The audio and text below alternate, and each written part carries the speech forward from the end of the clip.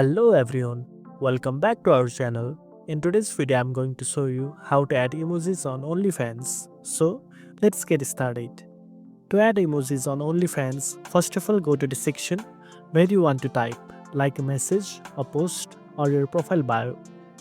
Click inside the text box, then use your keyboard shortcut to open the emoji menu. Now press the Windows key plus period key at the same time. This will open the emoji panel right on your screen. You will see a wide range of emojis you can scroll through. Just click on the one you want and it will be added directly into your text. You can even search for emojis by typing a keyword like smile or heart in the panel.